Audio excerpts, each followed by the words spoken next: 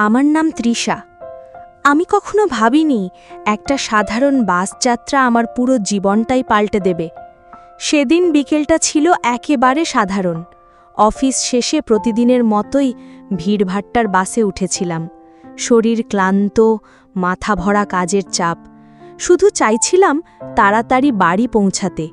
কিন্তু সেদিনের সেই ভিড়ের বাসেই আমি প্রথম দেখলাম ওকে। একজন অচেনা ছেলে, সাধারণ পোশাক, কিন্তু চোখে অদ্ভুত এক শান্তি। প্রথমে খেয়াল করিনি, কিন্তু ভিড়ের ঠেলায় যখন বারবার একে অপরের সঙ্গে ধাক্কা খাচ্ছিলাম, তখনই মনে হলো এই ছেলেটা আলাদা। অনেকেই ভিড়ে অসভ্য আচরণ করে, সেটা আমি জানি, কিন্তু ওর মধ্যে সেই ইচ্ছে বা দৃষ্টি আমি পাইনি। বরং বারবার যেন চেষ্টা করছিল যাতে আমি কোনো অস্বস্তিতে না পড়ি। তবুও ভিড়ের দুলুনিতে মাঝে মাঝে ছোঁয়া লেগেই যাচ্ছিল। আমি রড শক্ত করে ধরে দাঁড়িয়েছিলাম। একসময় বাসটা হঠাৎ ব্রেক করলে আমি সামলাতে না পেরে ওর কাঁধে হালকা ভর দিয়ে ফেললাম। ও এক মুহূর্তের জন্য চমকে উঠলেও চোখে কোনো বিরক্তি ছিল না, বরং যেন এক অদ্ভুত মায়া ছলছল করছিল। আমার মনে হচ্ছিল, আমি কি ভুল দেখছি? এত মানুষের ভিড়ে কেন শুধু ওর চোখটাই মনে আটকে গেল? বাস থামল। আমি তাড়াতাড়ি নেমে গেলাম, কিন্তু নামার ঠিক আগে মনে হলো কেউ আমার দিকে তাকিয়ে আছে। আমি না তাকিয়েই বুঝতে পারছিলাম ওই ছিল। কয়েকদিন কেটে গেল। আমি ভেবেছিলাম সব শেষ, হয়তো একটা কাকতলীয় দেখা ছিল।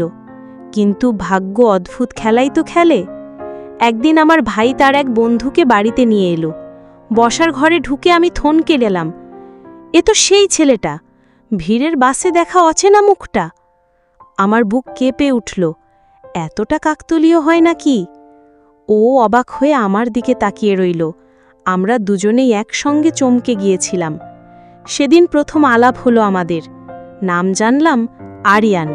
পড়াশোনার পাশাপাশি ছোটখাটো কাজও করছে। স্বপ্ন আছে বড় হয়ে নিজের একটা জায়গা তৈরি করার। প্রথম আলাপের পরেই আমাদের মধ্যে একটা অদ্ভুত টান তৈরি হলো। আমি চাইলেও সেটা অস্বীকার করতে পারিনি। ধীরে ধীরে কথা বাড়ল, কখনো ফোনে, কখনো সরাসরি দেখা করে। প্রথম দিকে আমি ভয় পেতাম, সমাজ পরিবার সব কিছু মাথায় ঘুরত। কিন্তু আরিয়ানের সঙ্গে যখনই কথা বলতাম মনে হতো আমি যেন নিরাপদে। ওর চোখের দিকে তাকালেই মনে হতো এই মানুষটার উপর ভরসা করা যায়। একদিন সাহস করে ও আমায় বলল, তৃষা, তোমাকে প্রথম দেখেছিলাম সেই ভিড়ের বাসে। তখনই মনে হয়েছিল তোমার মধ্যে আলাদা কিছু আছে। তারপর থেকেই মনে মনে তোমাকেই খুঁজেছি। আমি লজ্জা পেয়ে হেসে বলেছিলাম, তুমি ভেবেছ আমি বুঝিনি? আমিও খেয়াল করেছিলাম তুমি বারবার তাকাচ্ছিলে। আমরা দুজনেই হেসে ফেলেছিলাম। সেদিন বুঝেছিলাম আমাদের অনুভূতিটা একতরফা নয়। তারপর থেকে প্রতিদিন যেন নতুন রঙে রাঙাতে লাগলো আমাদের সম্পর্ক। কখনো বিকেলের রোদে কলেজের মাঠে হেঁটে বেড়ানো, কখনো বৃষ্টি ভেজা দুপুরে ছাতা ভাগাভাগি করে বাড়ি ফেরা, কখনো রাত জেগে লম্বা ফোন কল। সব কিছু যেন আমাদের আরও কাছাকাছি নিয়ে এলো। কিন্তু সুখের পথ কখনো সহজ হয় না। আমার পরিবার ধনী, সমাজে পরিচিত, আর আরিয়ান গরিব ঘরের ছেলে। আমাদের সম্পর্ক জানাজানি হতেই বাড়িতে ঝড় বয়ে গেল। বাবা স্পষ্ট জানিয়ে দিলেন, ওর সঙ্গে তোমার সম্পর্ক কোনো দিন মেনে নেব না। আমি সেদিন কেঁদেছিলাম, কিন্তু ভেতরে ভেতরে জানতাম আমি সিদ্ধান্ত বদলাব না। কারণ আমি বুঝেছিলাম আরিয়ানের সঙ্গে থাকাই আমার জীবনের সত্যিকারের সুখ। অবশেষে আমি সাহস করে পরিবারের অমত উপেক্ষা করে আরিয়ানের হাত ধরলাম। হয়তো পথটা সহজ নয়, কিন্তু ওর পাশে থাকলে আমি সব পারব। আজ আমরা দুজনে একসঙ্গে আছি। হয়তো অনেক অভাব, অনেক কষ্ট, কিন্তু এই কষ্টের ভেতরেই লুকিয়ে আছে ভালোবাসার এক অদ্ভুত আনন্দ।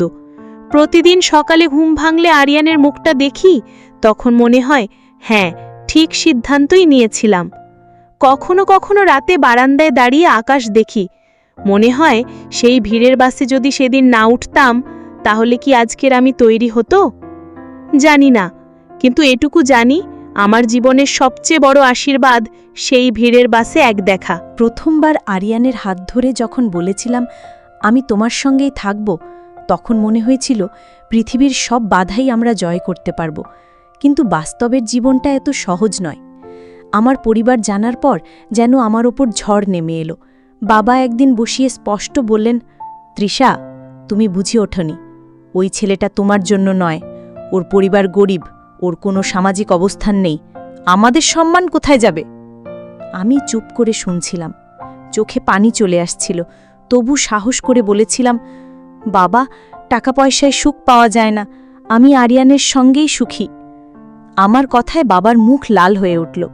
সেদিনই আমাকে কড়া নিষেধ করা হলো আরিয়ানের সঙ্গে কোনো যোগাযোগ রাখার জন্য। আমার ফোন পর্যন্ত কেড়ে নেওয়া হলো। প্রথম কয়েকদিন যেন বন্দী হয়ে গেলাম। নিজের ঘরেই মায়ের কাছে কেঁদে কেঁদে বলতাম, মা, আমি ওকে ছাড়া বাঁচতে পারব না। মা চুপচাপ মাথায় হাত বুলিয়ে দিতেন, কিন্তু কিছু বলতেন না। বুঝতাম মা হয়তো ভেতরে ভেতরে আমায় সমর্থন করেন, কিন্তু বাবার সামনে কিছু বলতে পারেন না। এই অবস্থায় আরিয়ানের সঙ্গে কথা বলার কোনো উপায় ছিল না। প্রতিদিন জানালার পাশে দাঁড়িয়ে শুধু ভাবতাম, ও কি আমায় মনে করছে? ও কি অপেক্ষা করছে? কয়েকদিন পর এক রাতে হঠাৎ আমার জানালার নিচে একটা হালকা আওয়াজ হলো।